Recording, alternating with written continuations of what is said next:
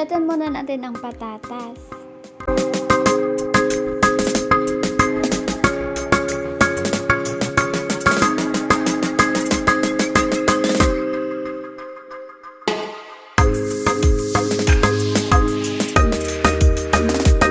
Balat na yung patatas. Ang susunod natin gagawin ay ilagay na natin yung patatas sa pan. Lahat ng patatas ilagay. Takpan na natin. Para malaman kung luto na ang patatas, tusukin natin ng tinidor. Kung malambot na ito, ibig sabihin luto na to. Isa natin gagawin, durugin natin ang patatas. Dapat durog na durog para mamaya di tayo mahirapang pagbilog ng patatas.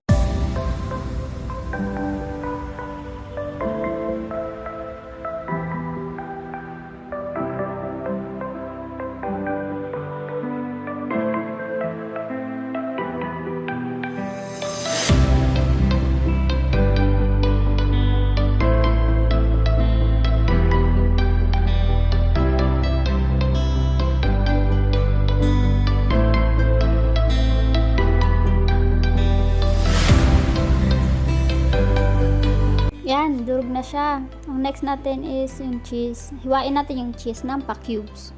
Bala na kayo kung anong gusto nyong size. Basta ito yung size yung gusto ko.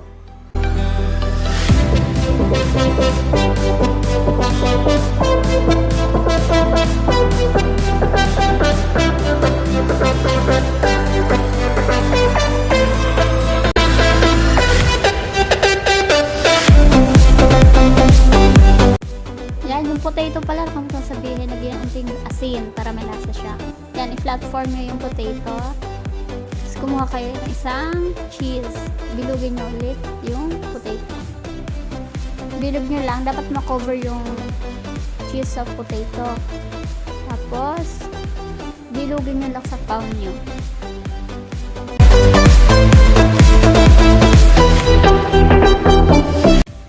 Tapos nyo bilugin yung potato, ilagay nyo yung potato sa may egg. I-dip nyo naman sa may breadcrumbs yung potato.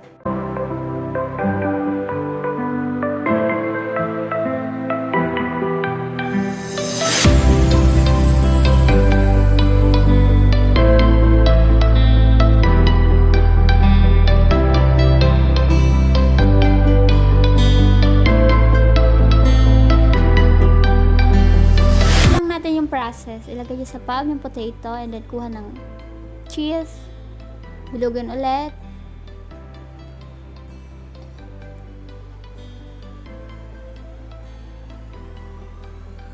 Yan. Tapos ilagay sa itlog and sa breadcrumbs. And voila! And get. Tapos kuha kayo ng lagayan nyo.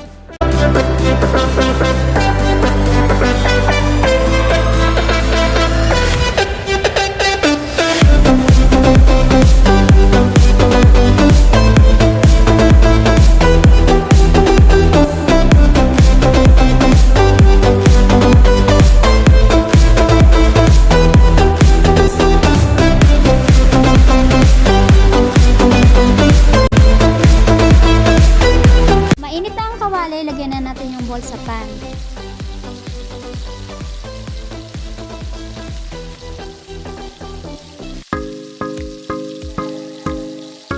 Para malaman kung luto na ito is dapat maging golden brown. Ganyan dapat itsura niya. Look at that cheese melting.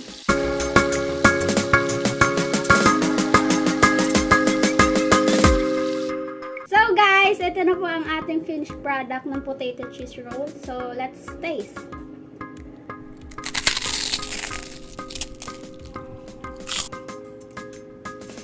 Sarap. Lasang cheese na may potato. At saka nagawa na rin ang mayo. Pwede natin i-dip sa mayo.